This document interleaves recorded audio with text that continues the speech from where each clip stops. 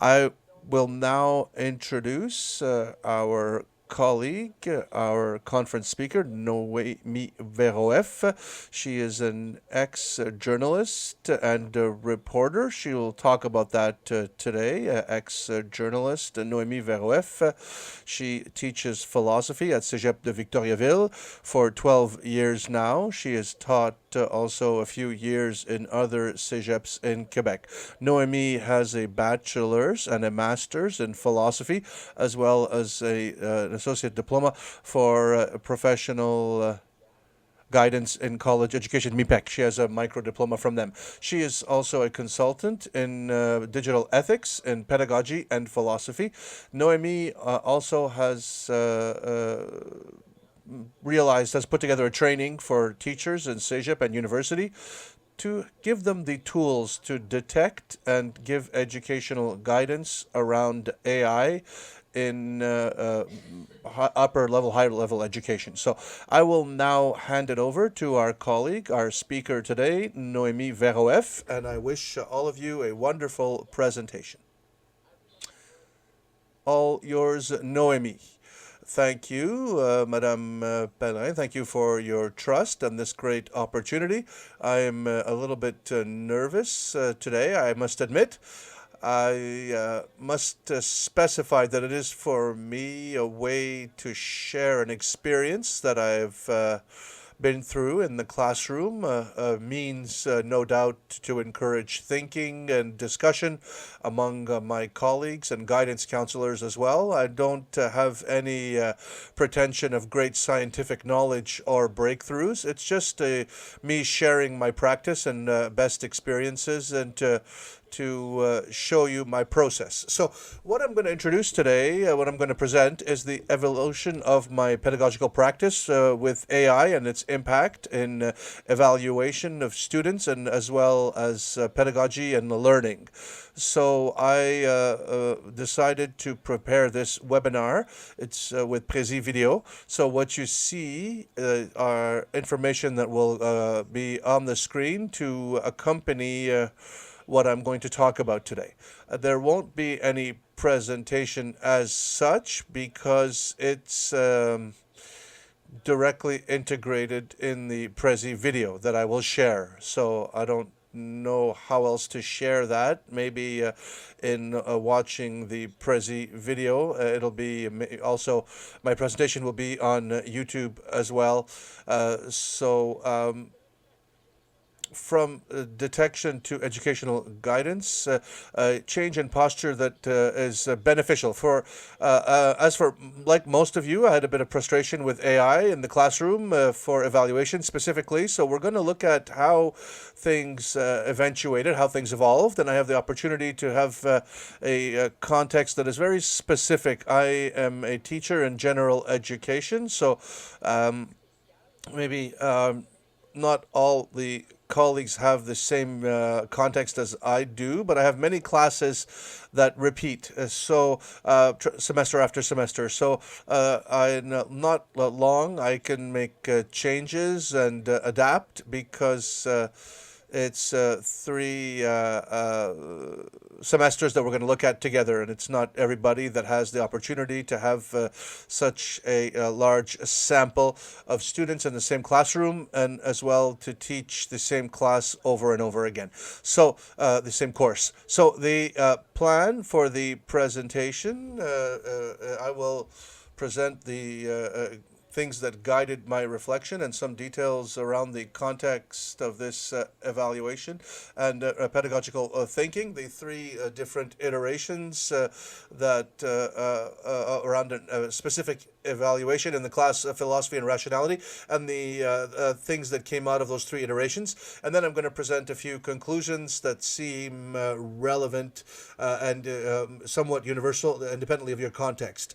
So I think there are a few things after 2 years now, a bit more than 2 years, with AI and higher education and reading a lot of literature and research and best practices. We can be sure that we can develop new ideas and new ways of teaching. And it's pretty obvious that planning upstream is the best solution while using AI to be able to change the negative impacts of AI in the classroom. So there you go. The first principle is, first of all, the availability of new technology. It doesn't necessarily mean that it's useful in the classroom. I am a tech geek. I love new technology and discovering new tools and new technologies. And since the beginning of my practice, I've been interested in digital technology and teaching, and I've been following those things a lot.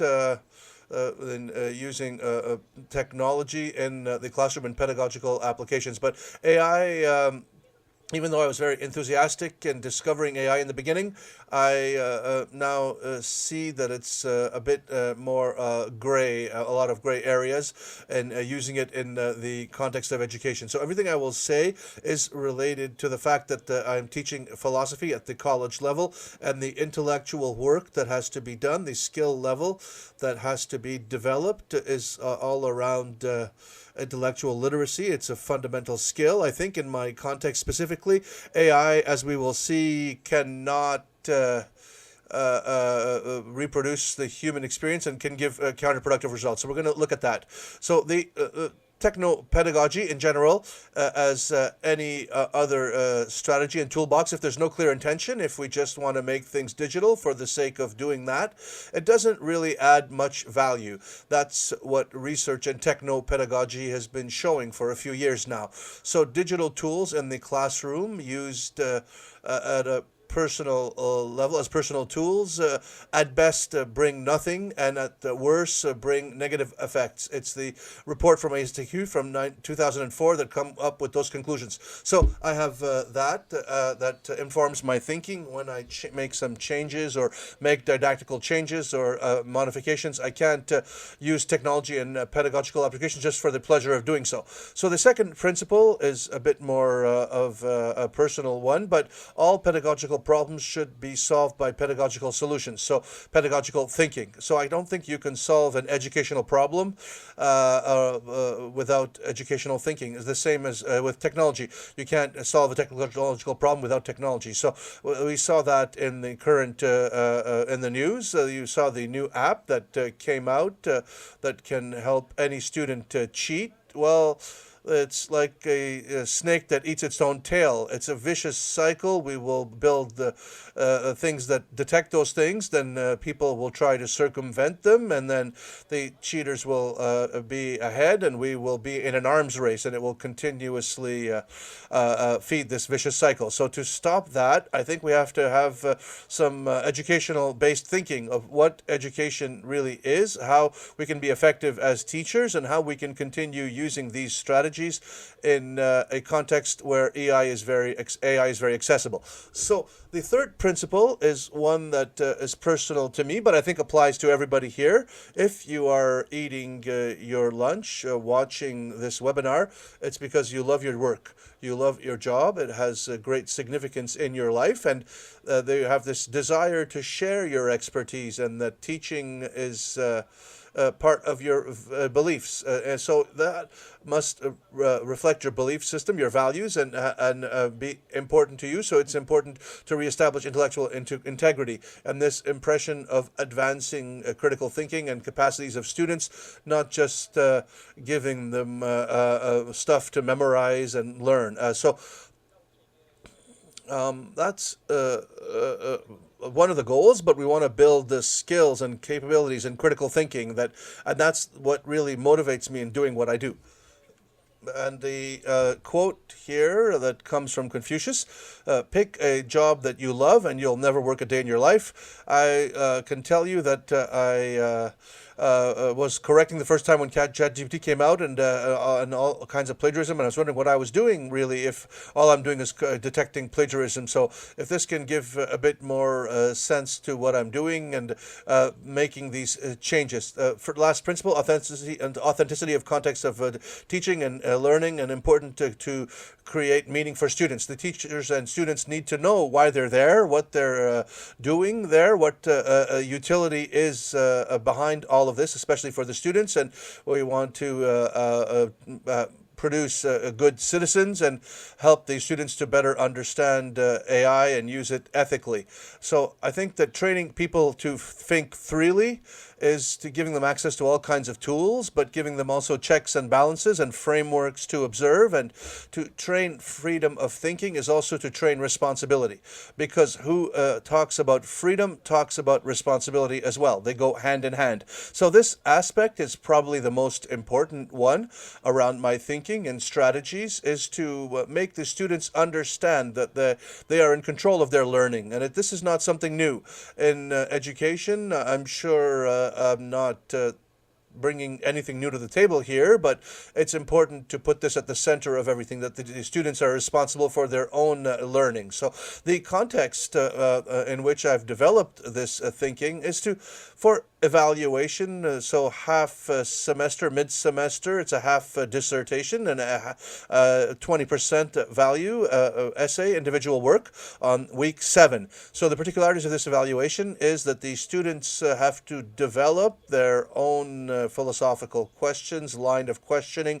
on a subject they're already interested in related to their field of study, something they're passionate about, extracurricular activities or interests or intellectual pursuits that they may want to follow. So for each of my students, they will have, sorry, I just saw the chat bubble there. Okay, sorry. So it's each student has to develop their own line of philosophical questions. And the objective is to allow students to make choices and to live with those choices throughout the semester, to be able to drill down and explore philosophical questions. It's a long process, doing a lot of research and reading a lot of literature. In the class philosophy and rationality, there's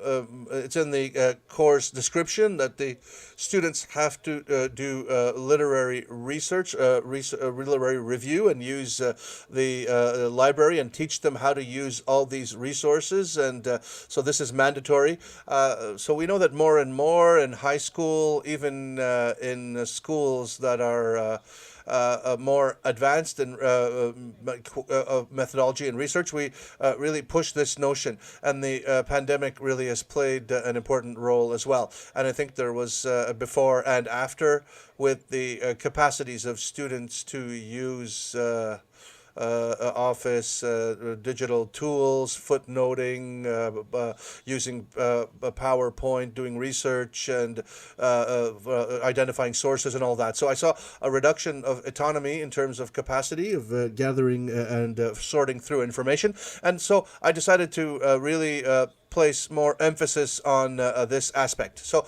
this evaluation, for the last 10 years, it's always been an evaluation that people are trying to develop their own philosophical style and line of questions. So it was in a perspective of inclusion as well, to give more freedom and favorize intrinsic motivation among students. So it's a motivation factor that worked really well before the arrival of AI.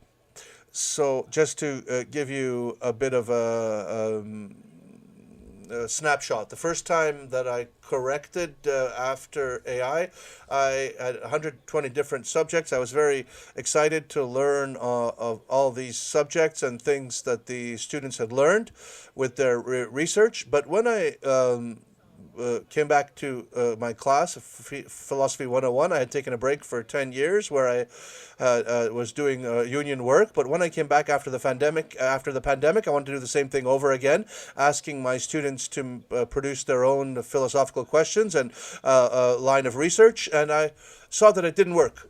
I got a pile of documents that was essentially different questions, but I saw very quickly that there was a lot of usage of AI and that it wasn't a usage that was legitimate or permitted. So I was discouraged, completely discouraged, and it made it so that I uh, had to change everything, go back to pen and paper, go back to the drawing board, and try to make sure that the students really can develop these research capabilities. And so it was pretty discouraging. So after 10 years of success, ChatGPT has assassinated my evaluation methodology. But after having been through that emotional process, there was a way I thought to change some things. Rolled up my sleeves and started working on a new framework that considers as I was saying, there were many iterations in the last semesters of this same exercise. So I've compiled some data, the number of students and the success rate, depending on the different changes that I implemented. So the first iteration, the one that discouraged me and I wanted to throw everything out the window, it was uh, work that was mainly autonomous. I had a lot of time in class dedicated to research on the students' part. So before the pandemic, so for 4 hours, there was a block of classroom time that was at the library.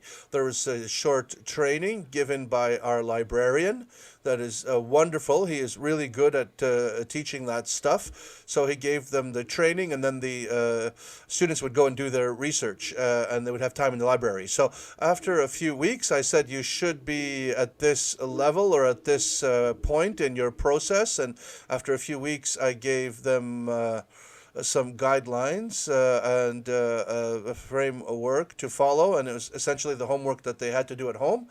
And it was something that they had to present on Teams. They would download the documents on Teams, and it was more of a classical process, a traditional process. So what I saw at the following semester, in winter 2024, that on 89 students, three groups, I had 10 cases of plagiarism with ChatGPT. That was pretty obvious cases. So there was a bunch of things that were red flags. And when I showed that to the students with screen captures that showed the words that were repeated, the same explanations, the same examples, the same references that ChatGPT or Copilot would give. So most of the students, except for one, had admitted using ChatGPT, and I didn't go further in my line of questioning and the how can I say, in terms of consequences for the students. Because at that time,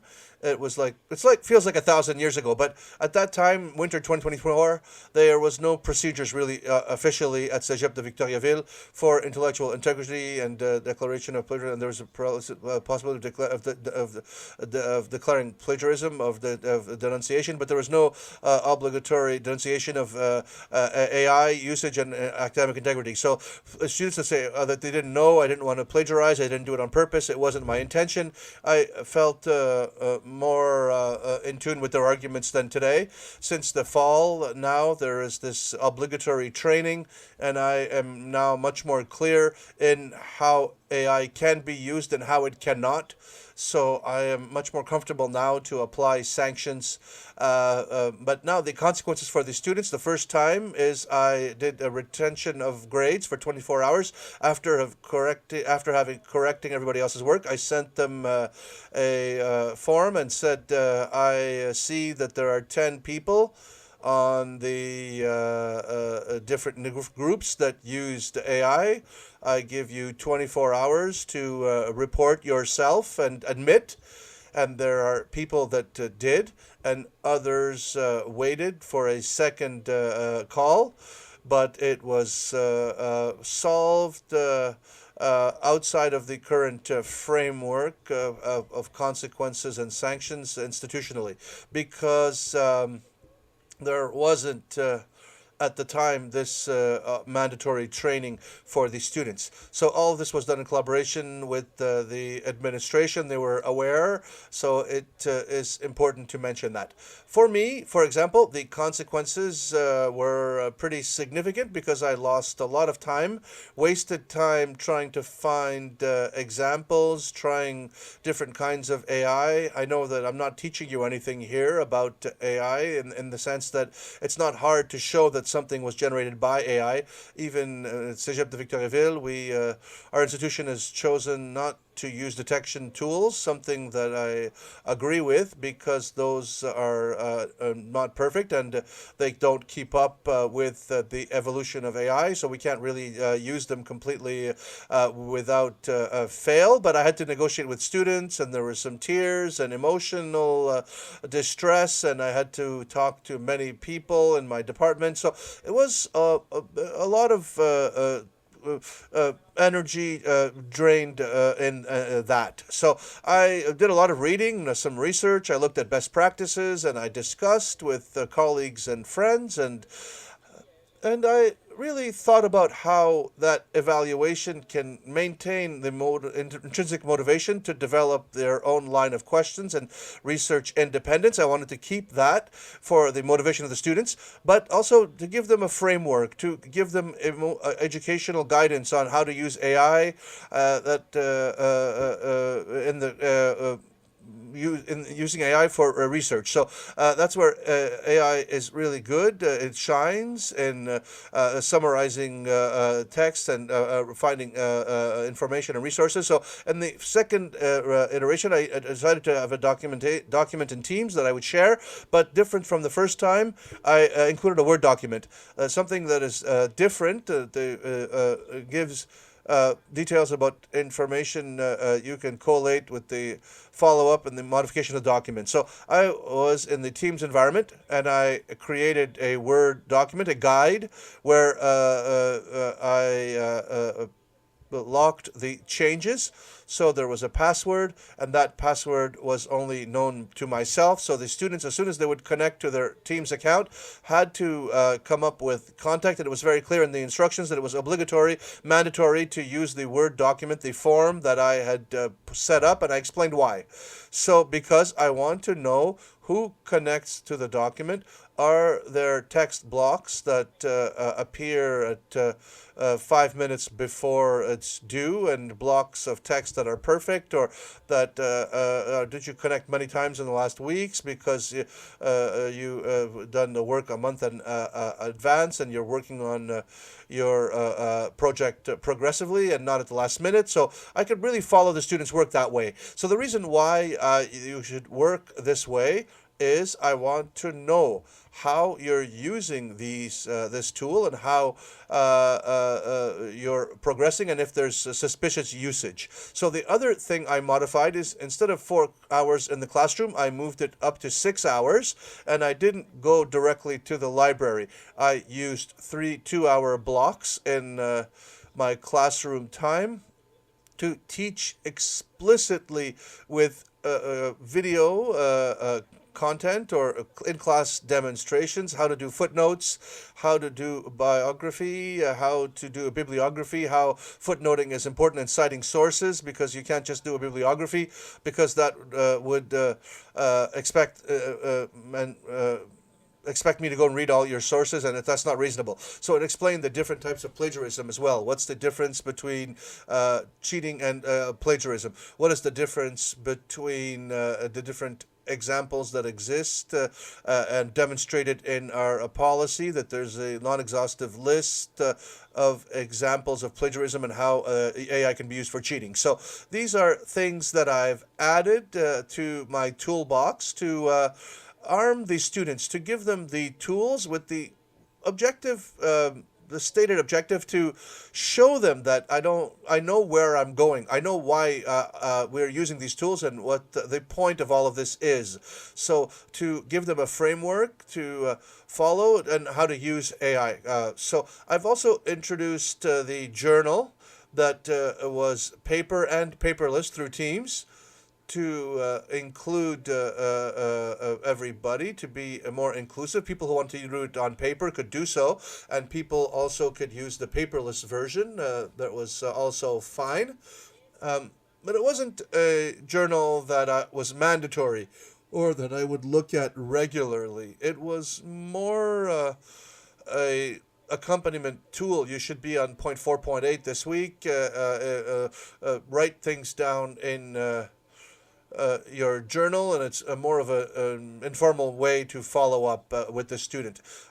The other thing that had a big impact for the second iteration is the signature of a contract on intellectual integrity. Each student, when I started this second iteration, they had a contract where it was explicit in how they could use AI, and outside of these three usage of AI that were authorized, that would give them a means to cite references. If you use the conversational robot, an AI, an open AI, if you use the bot, you can reference it this way. If you can use other tools, you can use tools to collate sources and to précis or summarize an article. This is how you should cite it in your footnotes. This is how you should cite it in your bibliography. So that really made things explicit for myself. But my criteria that what I think is legitimate use of AI for the students, what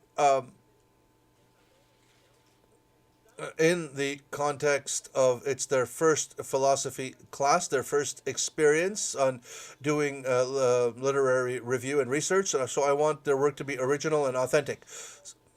Support with AI is definitely okay, but for example, to summarize articles, but not using AI to formulate arguments or to find elements of proof. I want diversity of sources, and you have to be able to know how to go get information yourself and collate it and put it together in a way that guides your intellectual process and supports your argument, and that it's authentically your thinking. And so no use of ChatGPT for that.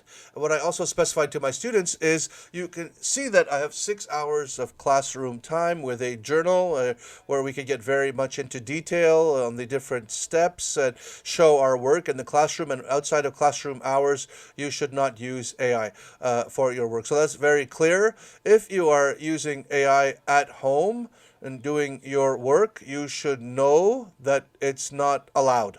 So it was really something that we offered following a framework in the classroom. Other usages were not allowed.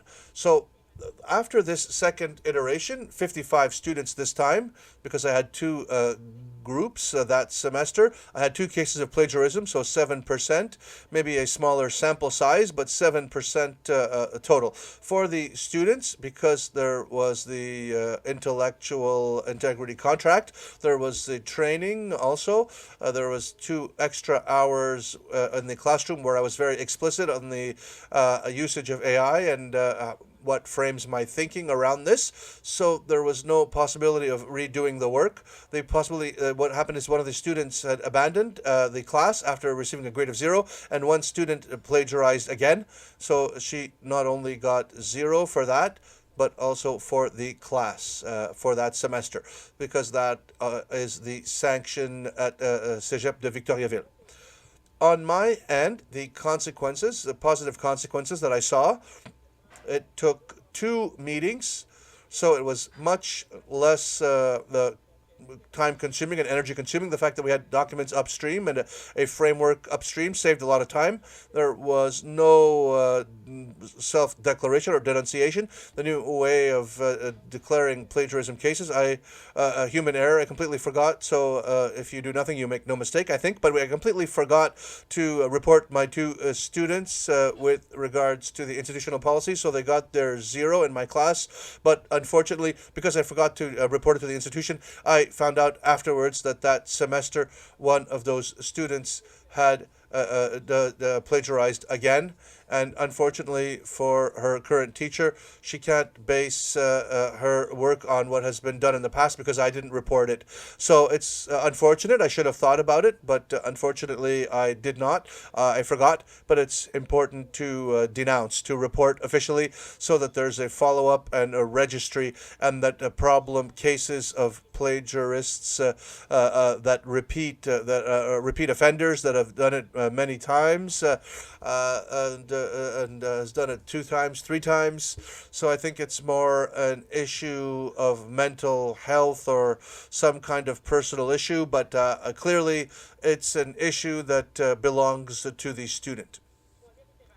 third iteration. It was this semester, so the data is incomplete because the semester is not over yet. But this evaluation happened, and I'm correcting. I'm doing the correction work now. So the iteration was the same context as the last semester, with the word form, the and the 6 hours of classroom time, and I also introduced theory videos.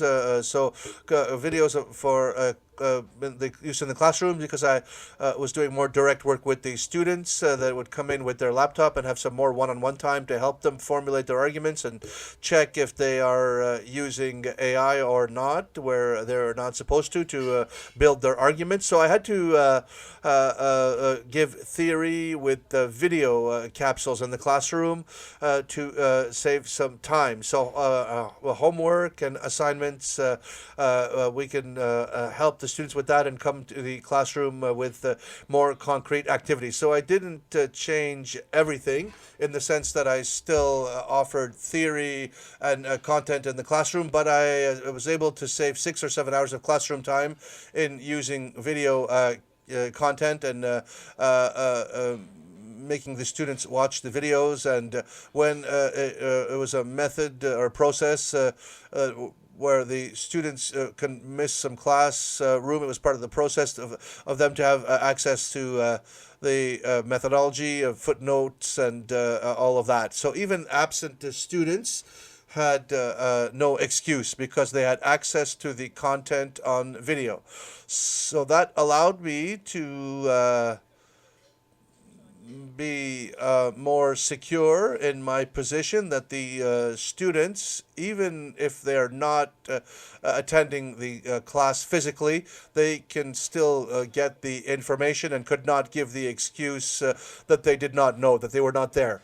So I didn't know, I wasn't there, I was absent. So there's no excuse now. It's all there, it's all on video that they can all watch. The AI was permitted for summary of literature. That there was a usage of AI that was permitted in the third iteration. So on 118 students, this time I had 4 cases of plagiarism, so 3.3%. So there's a progressive reduction. Last semester I had 55 students, so the sample size is a bit less representative. But there's 2 students that got a 0 that were reported this time. I didn't forget to fill out the form, and so they were reported, so that the follow-up and their file is followed up on.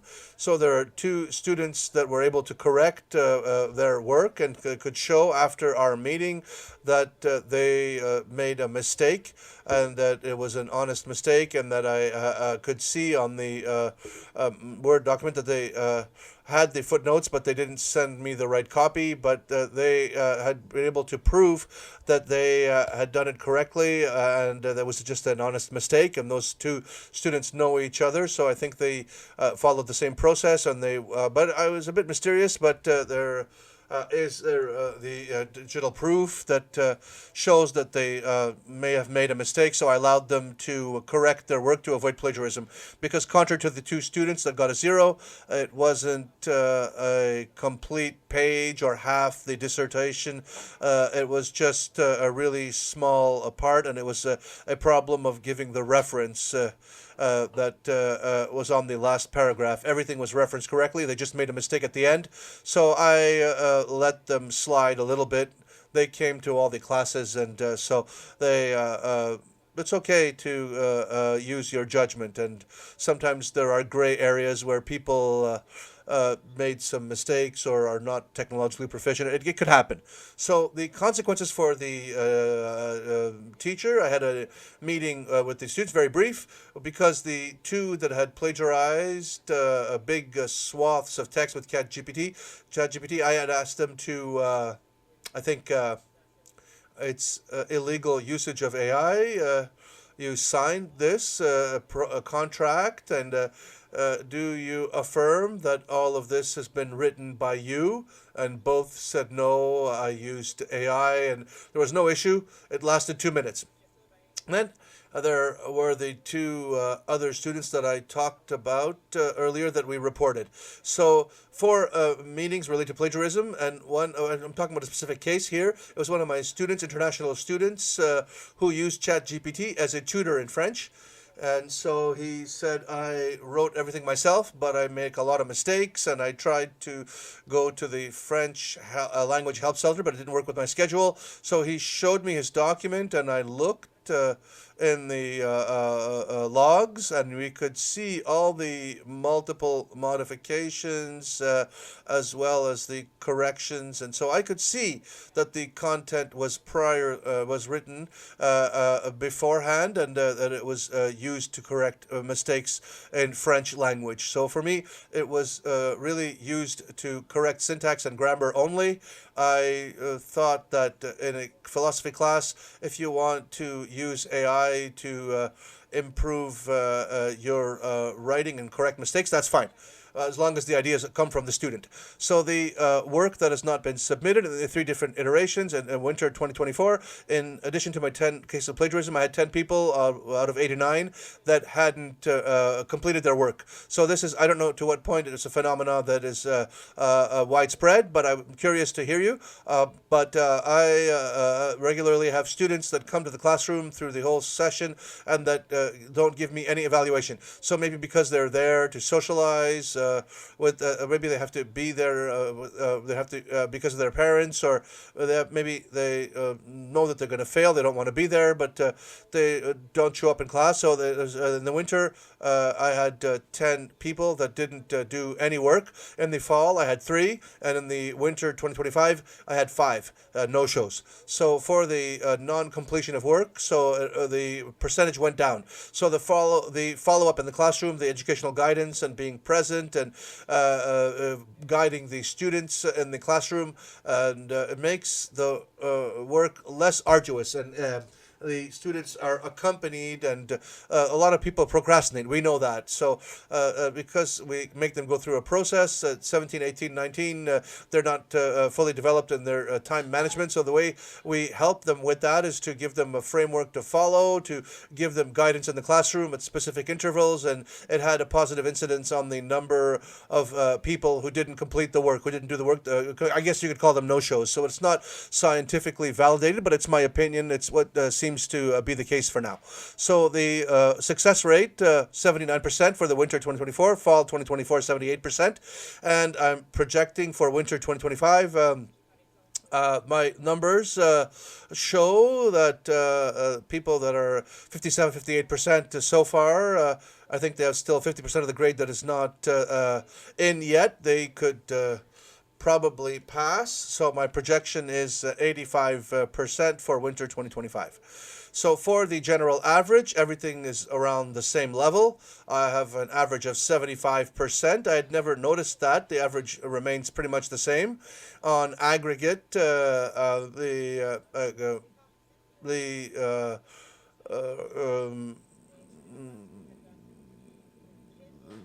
either it ranges from very, very good or really bad. So the it's a pretty big difference because the journal is very explicit. It's very detailed. The different steps. I think the people that are capable of following the process that can get great grades by following and being organized. And some people are less organized and maybe do things horizontally a little bit, and they diagonally a little bit, and maybe they suffer a little bit from lack of experience doing research. So there's some issues there with procrastination and people who don't follow the process and use the resources. So in general, averages of 75%, but with high grades of 90 and some grades as low as 50 up to 65. So that's, of course, I will continue to modify and make changes to my process. The next thing I want to do is the journal, contrary to what it is now, that was not graded, but to have some proof that the student has done the work and to show the work that they've done throughout the semester, throughout the 4-week process of their work. So I would look at it, but not evaluate it. But now, in order to really encourage rigorousness, and I will give a grade. That's not going to change the process, but I think it will encourage those who don't have intrinsic motivation to pay more attention to the process and be more serious in being organized and using the tools. So, in the 2 hour blocks that I use at the end of the class, I will have some grades where you reached at a certain a time in the semester, and to give 6% of the grade over to that. Activities to develop argumentative capacities. So I give them to my students. If you have a philosophical question, it's the first time that you're exploring this question. It's the first time you're doing philosophy. So it's normal to not have an answer to all the possible issues philosophically. So what you can do is you can go use AI and ask pro and con arguments and start from that to be able to build your own line of thinking and line of argument. So now I'm going to disengage a bit more from AI, because instead of confining the student to the screen and asking questions to the I think it's a great opportunity, because they all work on their own line of thinking anyway, to get them to speak together, to discuss. And in discussing with their friends, their colleagues, their entourage, it's a lot of philosophical discussion. And philosophical arguments are not necessarily always complex. You don't necessarily have to delegate that task to the AI. I have been teaching for 10 years this way of developing a line of questioning. And before AI, people were able to do this very well. They were able to model issues and come up with lines of thinking and questioning and build their confidence, and being able to learn from their mistakes and fail forward. So that's what I want to do. I want to take some time in that 6 hour block where the students will do a word cafe, where they will go and ask questions and whiteboard and discuss together with their colleagues. So instead of using AI. Some conclusions, very humbly, once again, because it's very specific to my own context. Generative AI is good, but humans are always better. So I started to teach because I have a passion for education. Philosophy was my great passion in university, but education was really what won my heart as soon as I started teaching. So it's really the human contact and the human context that I want to enrich, and I think that AI can give us a better perspective, more depth in the way we use it. But there's a lot we can do, I think, with more traditional methodology and using AI, and to break the silos of the screen, and with the Special Commission on Youth Mental Health that talked about screen time, and all these opportunities for further socialization are important for this new generation. And after the pandemic particularly, there was some social malaise there, so I wanted to also work on that. So with these different iterations, I used AI less and less because of pedagogical reasons that I just explained, but also for political and environmental reasons that I'm not going to get into that now, because we won't have the time, and this is not the place for it. But in large language models, the big companies around behind AI are not necessarily very transparent and not always ethical, and not always neutral. So I talk about these political environmental considerations as well, to teach my students around using AI and critical thinking in their day-to-day life. I want to encourage more collective thinking in the classroom, to have less generative AI, favorize socialization, show them that they can trust their own cognitive abilities and their own personal capacities, and trying out different things and exploring different theories. So life affirming activities where we compare with somebody, we consider our peer like another student, and we see other people succeed, then we can succeed by following their example. So I am coming to the end now. So the educational guidance and specific and very instance-based teaching with regards to journaling and really reduced the personal meeting time and negotiations and made everything more explicit around the different excuses or with AI where people would plead ignorance. I didn't know that I couldn't do this or that. So being able to use passive surveillance, which consumes less energy instead of active surveillance. I can't record and capture the screen of my students all the time, but I'm gonna, for example, look at the process. If they've done any modifications and you use the word form to follow up how they do things, I don't have to go and dig too much if I can just use those tools and I don't have to compromise the student's security or personal data. Just use those tools to follow up on their process. I think that's better.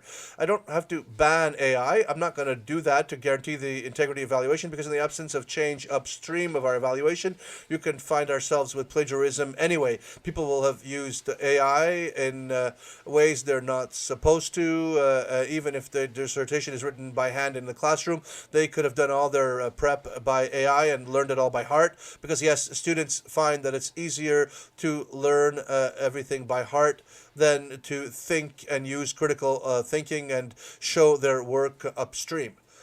So as always, we should have an educational objective that is clear and transparent and define the tools and the process. So this is a meme that I've created.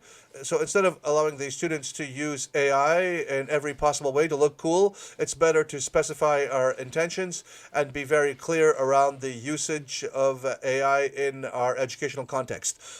It's important to remember that also that Winthrop's research, a meta research that have been published, 3,000 pieces of research in education that were published in 2018, 80% of technological usage in education is just to digitize traditional usage and doesn't bring any pedagogical advantage. So using a tablet or a paper doesn't really change much in the process. That's what the science says. So quite the contrary, there are even countries, pedagogical leaders, educational leaders like Finland and Norway and Sweden that go back to the old style with TV screens and pen and paper and non-digital classrooms sometimes. So it's legitimate to ask this question. What I wanted to show as well is that for a change in a means of evaluation, I'm going to show this on screen here. To change an evaluation when we have preoccupations around integrity of usage of AI, we have to start from the beginning. You have to think about our didactic choices, what I want to teach, what the intervals of teaching are, why I'm teaching it, the pedagogical methods, how I'm going to teach, and how they're going to acquire the material. So maybe AI can be used upstream better than after during evaluation, depending on your context. Also, going back to pen and paper will not solve all the problems and bring forward other issues. But it's preferable, I think, better than closing our eyes on plagiarism because we have populations of students, 50% according to the surveys have already plagiarized. So we need, especially, we need to stop this endemic this pandemic of cheating. So if you go back to paper and pen in the classroom, I think there's no harm in that, and that it's preferable to do that than just going ahead as before without verification of AI. So at the end of the day, I think the pedagogical, the educational relationship, and the guidance, educational guidance is the best tool against plagiarism and cheating. And having more guidance and individual time in the classroom, it allowed me to develop a better understanding of the evolution and the process of the students, and it makes things more difficult for them to plagiarize when they know that the teacher has followed their work and knows their work and their style. And to so thank you for your participation, and I wish you a wonderful semester. And there's a lot of questions, my dear Noemi. Okay, perfect. I'm ready. This is a presentation that has interested a lot of people, me in particular. I worked a lot on plagiarism. You have an approach that is a bit different and refreshing. I find it very interesting. And there are questions that we've received. So, first of all, thank you for your wonderful presentation. And I will go into the question and answer tab. There's Anne, who was the first one to ask a question. Just one moment. Okay. All right. So there's a lot of questions. Anne, she wants to know a bit more on the mandatory training that is given on intellectual integrity. Who gives the training? What is the context? Is it mandatory for certain people and not for others? There's 9 minutes left, and there's a lot of questions, so I'll let you go ahead. So, very quickly, it's a training module that was put together by the pedagogical team, a guidance counselor who led the efforts on that with the different students, where there's an explanation of what we expect in terms of intellectual integrity and using AI. So we used some students as an example, and it's a training that is not mandatory in the sense that, well, it's mandatory, but there's no process that allows us to say 110%, unless I'm mistaken, but it's not training that had to be done to get to Omnivox. It's a Teams link that all the new students have to follow, and they have to follow this training on Teams when they come to Victoriaville Cégep. So for the rest, the details and all of that, I don't have all the information, but it's new from the fall 2024. Thank you. Second question from Anik Lavallée, who did the webinar last week on RAC. And did you detect plagiarism? Would you always give zero? It is obvious, I think. But in other cases, how do you react when the person doesn't admit having used AI, but the doubt persists?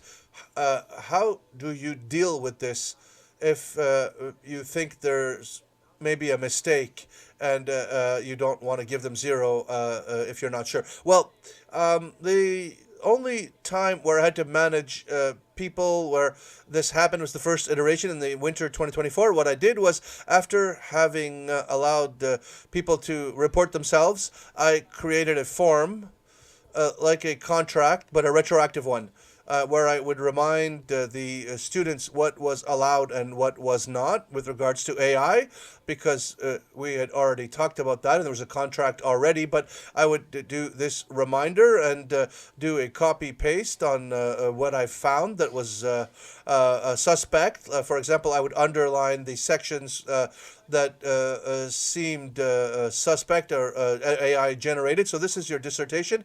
This is the part that I'm worried about.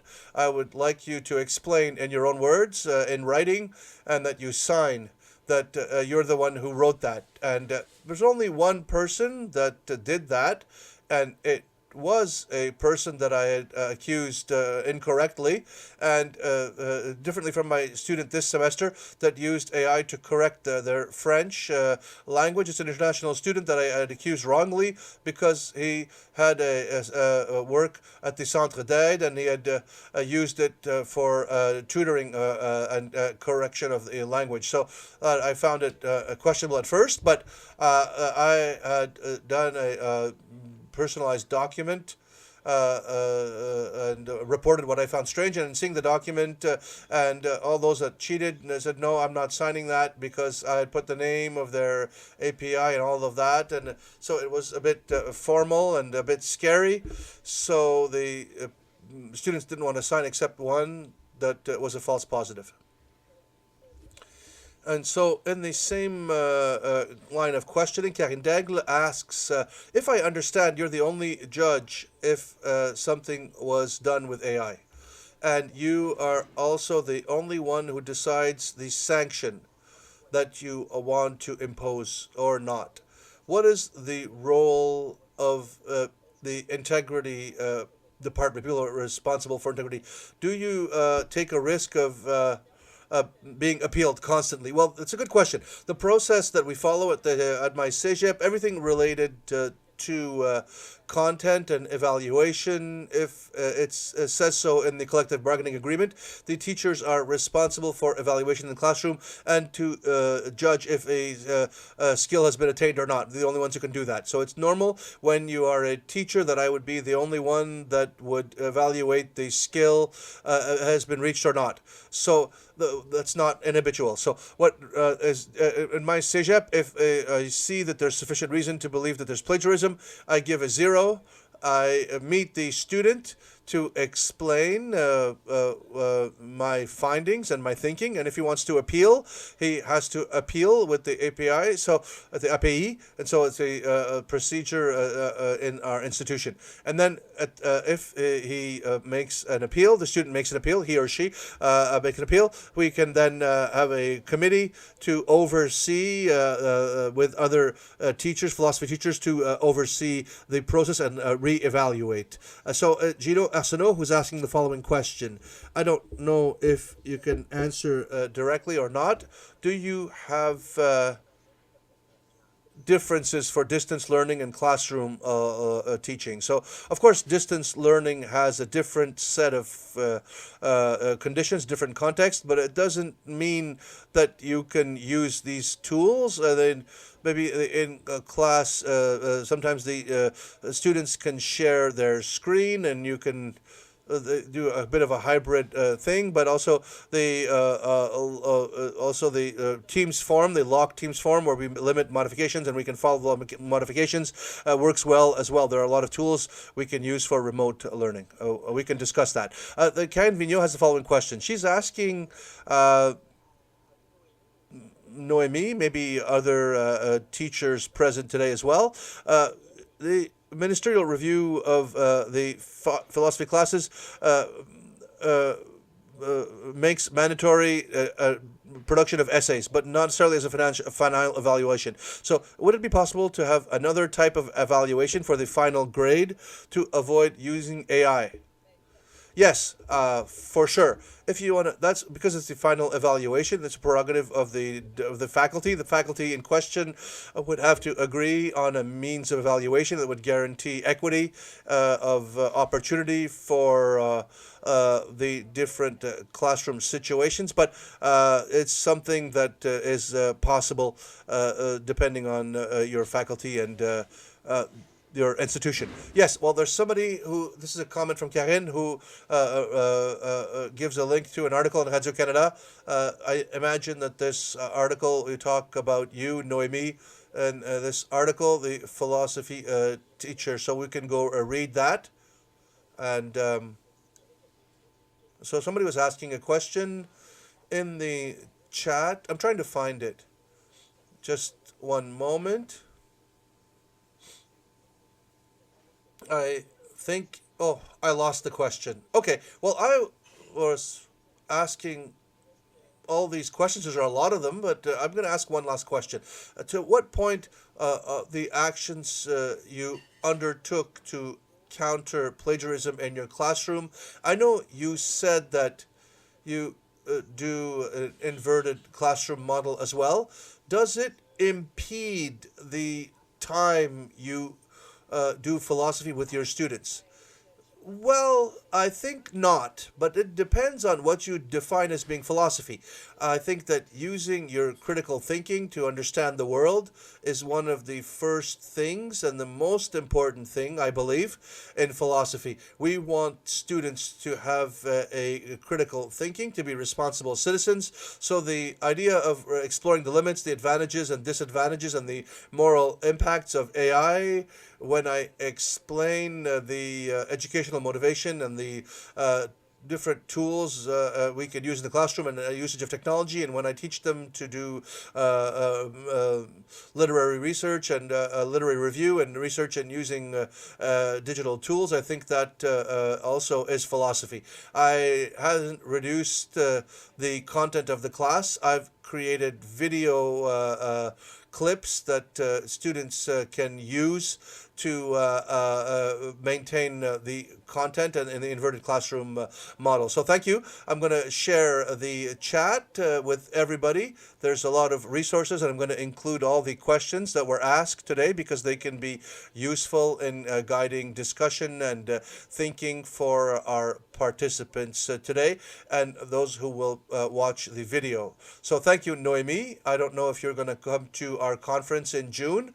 I hope to see you there. I will be there, no doubt, as many of us will be. Yes, with great pleasure. I Yes, I wanted to invite people if you want to continue the discussion, if you want to keep talking about this. I'm on Blue Sky, and you can reach me. My coordinates are on the slide deck. Thank you, Noemi. Have a wonderful day and a wonderful lunch.